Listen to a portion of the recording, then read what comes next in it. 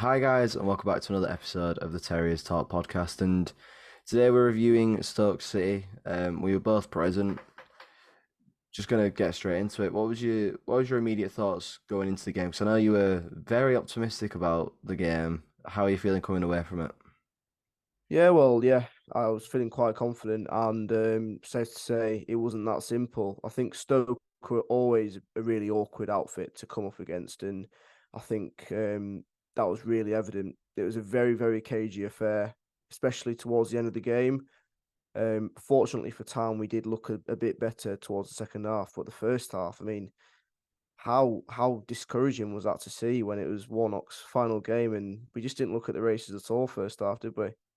No, I think it's a really weird one for Warnock to go out on. I think because it looked very different from a Warlock side. We looked very all over the place, very unstructured, very just kind of happy to sit off, which I don't think has been the case for us this season. All last season we looked quite timid, very I don't want to say over the top respectful, but very over the top with how we were. So it was a weird one. But coming away from it how we did, I think we definitely grew more into the game. Um, but we were very lucky that Stoke were at the race and that we were on the right side of some very, very marginal calls with the offsides. So you you've got to look at it in the way of we get a point there. It's a good result in that sense, but we're lucky that Stoke were at the races. But then also on the flip side, because Stoke were at the races, are we then annoyed at ourselves because we've not got 3 points from that game, or we've not tried to punish them whilst they're not as good? Well, yeah, I mean, I get what you're saying, and I think especially the last maybe 20 minutes, I would have been not. I mean, I wouldn't be surprised if we went on to win the game. That's what I was trying to say, and I know we had three massive chances: Headley, Karoma, and I think Karoma again to win the game. And in all fairness, I think a draw was probably a fair result, and both teams were really battling for the win. And when you see what's his name now, Stokes, Alex Neil, Yeah. make putting on Dwight Gale, throwing on attacker, and then we throw on Brahima Diarra with 5 minutes left. It's like this is what you want to see. It is good attacking, aggressive football, and no one wanted to settle for the draw. But I think it makes sense to start from the first whistle, and Town really were dominated by Stoke. I mean, just looking at possession here, 65% of the ball Stoke had, and a lot of it came in the first kind of opening exchanges because we couldn't put a foot on the ball, could we? No, no, it was like I said, it was really weird because normally we stamp a foot on the game quite early on, but we just looked very much in our own shell and we looked very kind of nervous about the prospect of playing Stoke, which when you've had some big defeats at home against good sides in the past, like you're going to be worried about it. But to do that after the run that we've been on, where we've won two of us last three, we're unbeaten in three. Like it's positive. So it looked like we'd gone back, and those games hadn't happened in the sense where we were just kind of Yeah. right. We need to play, soak up pressure, and then try and counter attack. And it was very lucky that we didn't get hit early on in the game, and we didn't get put behind quite early on. Yeah, because I mean, Stoke's attacking players, I think that is some of the best off the ball movement I've seen this season from an opposition attack. Because I don't know whether we were playing too high of a line or they were just exploiting their unbelievable pace. I think it was Tyrese Campbell, I want to say, and Daniel Johnson. They were just rapid. They were giving Utah and Hellick a pretty tough time, although Hellick was just head and shoulders above anyone else.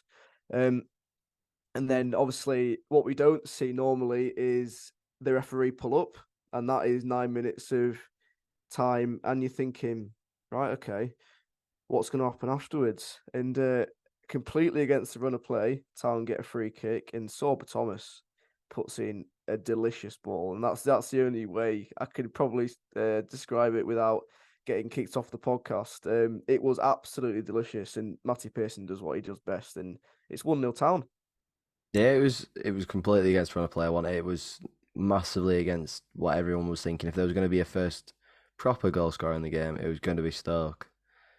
And for it to be Town was a very welcoming surprise. And you kind of hope that we'd push on for that because there's not really much to add on to that goal. It was a set piece. We know what we like from set pieces. We have some very very capable set piece takers.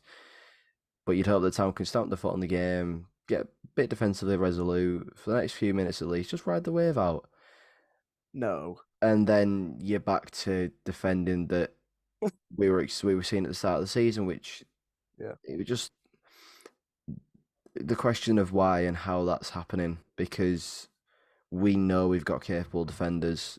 Newton Akiyama looked a bit iffy with the first challenge that he put in, and whether that's just like we were saying with Lee Nichols, for example, at the start of the season, whether that's just a case of not played in a while consistently, is it just a case of bringing up confidence at a senior level as well? Because obviously he's been playing B team games, but Brahima Diarra looks incredible in B team games, looks a level above, bringing to the championship, and he's not there yet. So there's obviously a difference there. So it's just kind of a case of getting you to there, but there are obviously elements of these games that we like, but it was just a really poor goal to concede literally two Yeah. minutes after. It was just there were so many questions of why is this person there? Why is somebody not marking him? Why is this? Why is that? Why is the other? Why do we look so timid in a challenge? And it's not a massively worrying thing, but it's kind of one of them things where we haven't seen it for a few games, and you kind of wonder how that's been allowed to happen and why it's happened. It's frustrating. It's very frustrating. It's very basic stuff, I thought. I mean, for Stoke's first goal, I'll go back to the movement of their attacking force, and again, I think Yuta comes into the equation because, unfortunately for him, he gets completely beaten for pace by I wanted to say Tyrese Simpson, but he's our player, Tyrese Campbell, Nice goal, yeah. rather. And to be fair to Yuta, he gets back, he recovers, and he stands him up. But as Simpson cuts in and has a shot, Nichols does really well to get down and save it initially, but unfortunately for him, there's no one of in a blue and white shirt of blue and white persuasion to kind of get rid. And again, really good save. I don't think anyone's going to say he's going to have to gather that and bring it into his chest because the ball was coming to him at some pace. And then Daniel Johnson just sweeps up and it's 1-1, and it's an absolutely crazy 3 minutes. I mean, the referee pulls up, Town scored, Stoke score, and then I think 3, 4, 5 minutes later, Town are hit with quite a worrying injury because again, it's David Kasumu. Yeah, I think everyone knew about the injury issue that Kasumu has, as well as had. We signed it from MK Dons. Was it MK Yes, Dons? it was. Yeah, Yeah. And their fans literally said, very good player, very energetic, got a hell of an engine on him, yeah. but, and that's the I injury remember issue. this. I remember this. I've got a quote from an MK Dons fan that I'll always stick in my head. They said, "He's the EFL Kante, but he's made of glass," and that's kind of what we're seeing. And I remember he made his first appearance for the club, league appearance against Burnley.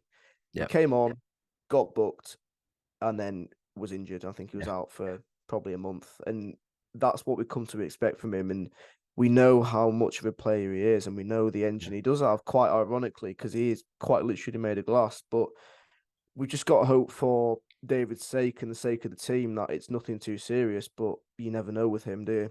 Nice. It's a worrying factor because, like you say, everyone knows how good Kasumu can and is, Yeah, can be and is. He's a very good player, and he's someone that we need in the side.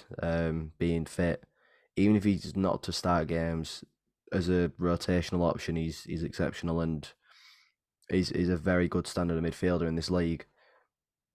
It's just now a case of how do you keep him fit? How do you manage his minutes so that he doesn't get injured this consistently? Is it a longer term thing? We don't know because I don't think we know kind of the level of the injury yet as well. So for all we know, he could be back playing Monday. He might not be yeah. playing for the next 3 months. So obviously hoping it's good news with that. And you'd imagine we find out tomorrow maybe with the press Yeah. conference, something like that. Obviously, there's very little information about who will be leading that press conference still. Um, so we don't even know if when press conference is going ahead. Either or, you'd hope it's good news, and I think that was pretty much the last of it for the first half, unless no, Stoke scored again offside, I think. But obviously offside margins, I believe. This is where the replay shows that it was miles offside, but two offsides, we're on the right stroke of luck, and then you kind of look at it, you go, right, Warnock's going to get into there at half time. He's going to tell him his mind, and he's going to tell him to come out and have a much better showing. To then concede first and lose our record of being one of only two sides in England that have not conceded a goal from a set piece this season, apart from just a small club called Man City. Yeah, exactly. Small football club. Either or. We're not here to speak about that. It's a really annoying thing, and it's a header that he shouldn't be getting. Ben Wilmot being let to have that much space in the box, be led to have a free run, and then connect with the header pretty much unchallenged. Yeah. Worrying, very very worrying. Well, it's not worrying. I'm not going to sit and cry about it, but it's that kind of one where you're like, why is he Just being given that basics, space? yeah. It's basics. And I mean, even before that, even before the second half even started, we had a triple substitution, which was quite surprising. I mean, Sorba Thomas, apart from um, putting a great ball in, didn't really do much. So he came off for Ben Jackson. I think Josh Ruffles might have been injured. Jaheim Headley replaced him, and I thought was impeccable going forward.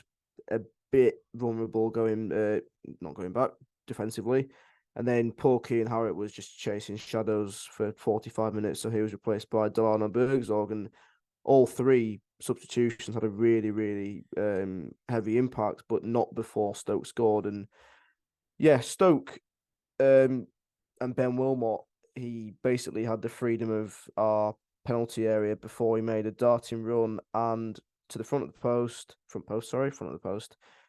Nice ball in, obviously a training ground routine, and I've just got the still up here, and there are two players I can't really see. I think it's Berg, I think one of them's Hellick. Helic, yeah. They've come in really late, and none of them kind of tight man marking, all the stuff you kind of seen and what they teach under nines. Um, and yeah, he gets a kind of back header, and it's 2-1, and I think that's the only real thing we could fault Helic for last night, because apart from that, he was absolutely impeccable. And I don't really want to wait to talk about him even more, because we were waxing lyrical about him last episode, and this episode. I said to you before we kind of started filming, he is the closest thing to Christopher Schindler since Schindler left, and he's just got that finesse about him. I could sit here all day and talk about Michael Hellick, because Neil Warnock said yesterday he was put on the planet to be a central defender. It was either Oggy or Warnock, and either or agreed, and he is completely right. He's incredible. 100%. It's like we said last week. There will be things in games where there will be times where he stands out, but there'll be another 42, 40, 38 games where he's just another player at Town. And last night showed just how critical he is, because without him, we'd have conceded at least two or three more. He's so good. Um, he's sensational. He's absolutely brilliant. Yeah. Um, I'm mindful about how much we go on about him here, because we're gonna need to rename the podcast if we keep going on about him. But I mean, I'm not opposed. He is absolutely sensational. He's a top tier defender in this league, regardless. He's absolutely brilliant. I'm not sure how old he is as well, but we've still got years of him left as well. I'd imagine. I think he's 26, 27, 28, yeah. 28. So in his prime, you've got probably another 3 years of him at the very least, of him still being at this level. If Town managed to keep hold of him, Yeah, if that's a so big he's great. I love him. There's very little more to say about it really. He's just an absolute Rolls Royce of a centre half, which you need in this division. Yeah. Imagine Levi and Hellick playing together. Oh, don't do that. I'll I'm sorry. faint. I'll Got faint, Ben. I've got to put the thought out there for reviewers. I know. But then there's somebody else that I want to kind of give a shout to. Edmonds Green, who past few weeks has been on the negative side of things really. At least on a social media perspective. Had Yeah. a lot of questioning about him, but I think yesterday was him as close to his best, if not back to his best. Is that something that you'd agree on, or would you say there's a bit of a way to go before you'd put him in that kind of regard? I mean, I think Reg, um, he's very up and down. So he's not really had a very consistent spell under any manager, and he's probably worked under a lot of managers. I mean, Pearson said last night, "I've been here best part of 3 years, and this will be my fifth manager." So stability is needed, and for a younger-ish player like Reg, that's what he needs. To kind of address your question, he has looked very leggy towards the back end last season and the start of this season. And of course, he's playing in a new position. And that's something you kind of need to take into consideration. But I think as a footballer, he is definitely maturing. I think Yeah. he plays his football like someone who has experienced championship before. And he doesn't look like he's out of place at all. So he doesn't stick out like a sore thumb, which is really quite encouraging because there is a lot more development to do. But if you have those basics as a championship footballer, that is great. And I think he is really getting there. I think he is getting back to his best. So, long story short, yeah, I completely agree. Yeah, I think something that Conlon said to me earlier was just kind of a case of Conlon seeing it as he was going into 1v1s and he was very confident that like he'd win the challenge. And thinking back to it as well, I was quite similar in that regard. And is that something that kind of you were feeling as well when he was in a 1v1 situation? Were you quite confident that he'd win the ball? Because I know obviously in the past he's had a lot of critics about his game in a 1v1 situation, whereas last night he looked very confident. That was really nice to see from somebody that's still kind of in that young defender Mm. age bracket, considering the average age of defenders and whatnot. So is that something that you kind of look at and look for positivity there? And then if it is a case of he looks like more of not a 1v1 defender, but if he looks more capable and more suited sitting further back where he's just got defensive responsibilities, do you reckon that probably his best position now looking forward under the new manager is you say to them, Reg is a centre back? It's a tough question because he does break up play really well and he is good one on one, but he's also good when he's got multiple players running at him. And I don't know whether you'd try swapping for someone like Hoggy in the future because he rarely goes forward. He breaks up play and he lets Radoni and now Ben Wiles go forward for him. As a centre half, it'd be really interesting to see, but I don't think we're short for centre half at all. So I think he's a player who we can be really experimental with, and which is really exciting because if you've got players that have not endless capabilities, but more than one capability, Yeah. then that's always a good and valuable asset to the team. So it'll be really interesting now we've got a new manager coming in, whoever they are, how they'll use Reg. 100%. I think it's definitely something that over the next few weeks, I think we'll see. And obviously, I think that's where having a cup run would be nice because then you Mm. obviously get to test him and others in a different position. For example, you give Diarra senior football consistently. You give the likes of Jackson consistent senior minutes who hasn't played that much. Osterfield, things like that. So I think it's definitely going to be one that in the next few weeks we can definitely look back on and say this is the situation or that's the situation. Um, we went on a bit of a tangent there, but I think it's probably best to get back to the goals. Jack Radoni. Radoni is Radoniing. He He's a really is. confident footballer at the moment, which I'm over the moon about. It is brilliant. It is really, really brilliant to see because we knew how much of a talent this guy is, and I know last season I don't think anyone was at their best last season because we didn't have the facilities or the environment to do so. No, And to see Radoni flourish now is really, really encouraging. I don't know who puts the cross in. I'm just watching it back. Jackson. Jackson, that's it. Yeah, Jackson Jackson. originally from the corner and then plays it back in. Yeah.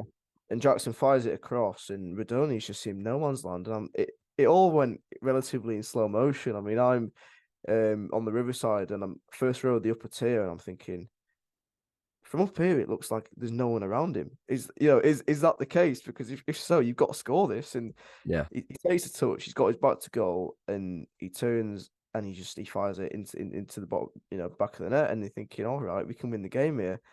But just his overall play and his overall game in general, he looks like he's enjoying his football, which I think he was last season, but he now has the kind of springboard to project himself into one of the top midfielders in the league because, as we said, we've got Wiles next to him who can do half of his work because he's an absolute engine himself. He's like a Duracell bunny.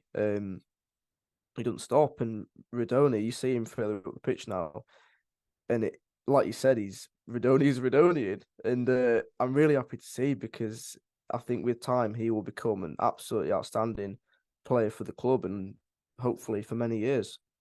I think the underlying thing last year was just you play Jack Redoni in his preferred position, you give him the confidence, he'll do well. It's exactly what he had at Wimbledon. He had confidence and he was playing in a consistent position that was going forward and you get the best of him. We're seeing that now and that's so good to see from a player that hasn't had a consistent spell of minutes in a consistent position, probably in his entire time at the club. Yeah. He's now got Wiles next to him and he has that freedom to just go, right, I'm an See you attacking later. I'm player. going. I'm Yeah. gonna go and attack. I have defensive responsibilities, but they're limited because of the likes of Wiles and Hogg. Mm. When obviously the pair do play together. Or even.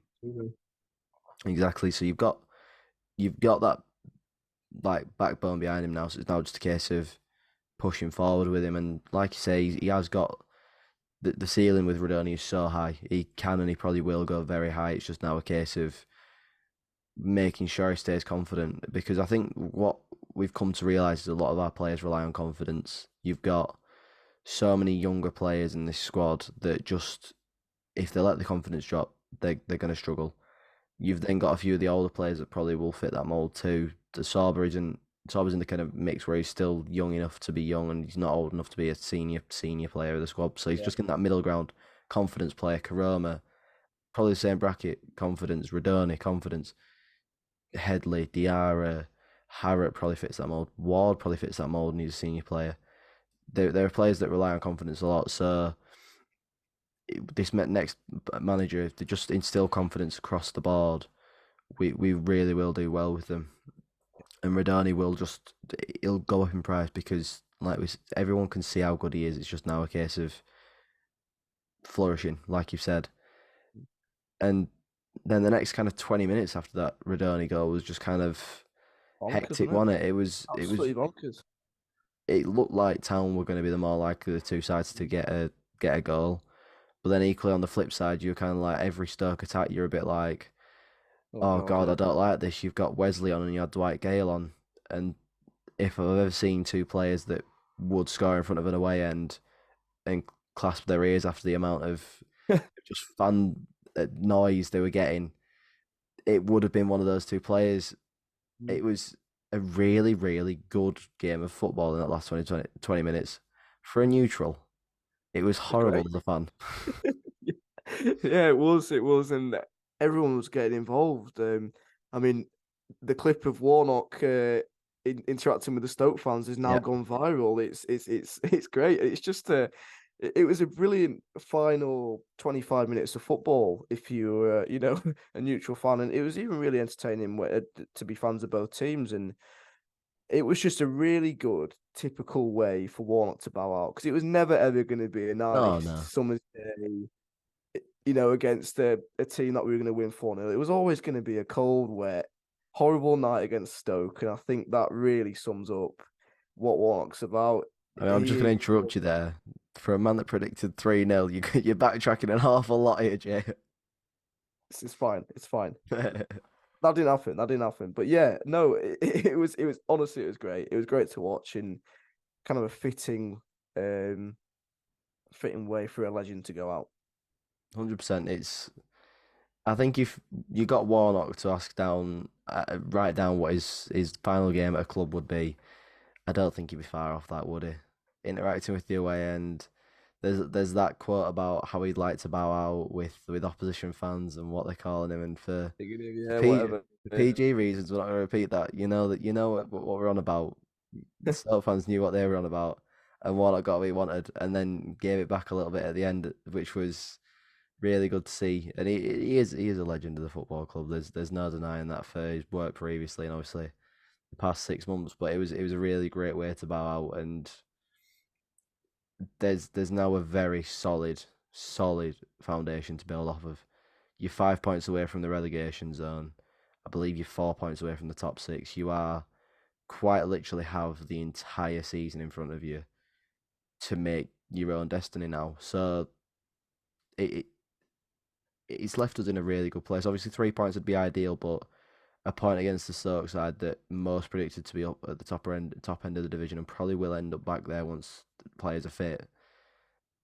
It's a fair result, and I'm rather happy with it. Is that kind of the same with you? Are you disappointed at all, or I mean, I would have preferred my original prediction of 3-0, but life's whatever. No, I was really happy. I'm really glad we didn't lose, because losing the game's not nice, but losing Warnock's final game would be even worse. And yeah, brilliant game. Teams battling it out. Really good atmosphere. It was just it was a really fun game. And again, some really encouraging players, performances from players who we knew had the potential, and now they're showcasing it. So, like you said, that new manager, whoever it is, just needs to look after them and nurture them, because if they do, they'll spread their wings and they'll flourish. 100%? I think with that, I'm gonna ask who your star performer of the game was.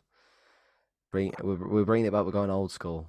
I know I know it's kind of between Helic and Radoni. It's been flying around on social media, because obviously Town do the man of the matches and all that, and I couldn't decide, but I just think there's something about Helic last night for me, and Radoni's kind of, I'm sure he won't mind because he won't watch this, but he's very unlucky to miss out. But yeah, Helic, Rolls Royce, brilliant. No disagreements there. A player that I'm not putting into that mix, but just a player that played quite well tonight. Tonight, last night was Bergzog. I felt he was really direct, and he did change the game for us. I feel like going forward. And he's a player that, like we said it in the preview. I think we might have even said it in the preview and the review we did together.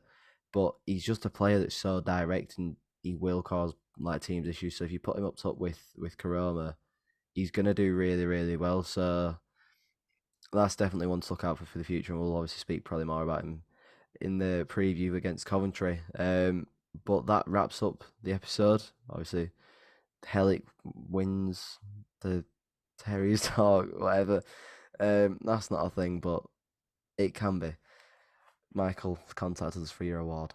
It cut out for some reason. I'm not too sure why, but we're at the outro anyway, so it's not massively important. But we shall be back probably tomorrow. I want to say this episode goes out probably about 6, 7ish tonight when you'll be seeing this. So we probably will be speaking tomorrow after the manager's appointed, because that's when it's imagined to be. If not, we will do an episode tomorrow anyway for the Coventry preview, and then we shall do an episode whenever the manager's announced. But yeah, if there's nothing that you can think of adding to this, Jay, then I think that wraps us up. Nothing from me, mate. Yeah. Perfect. Well, thank you as always for listening. Any feedback, comments, likes, shares, all massively appreciated, and it helps us a lot more than you know. And we hope you've enjoyed this episode, and we shall see you next time to either speaking about the new manager of Huddersfield Town Football Club or speaking about Monday's game against Coventry. Thank you for listening. Goodbye.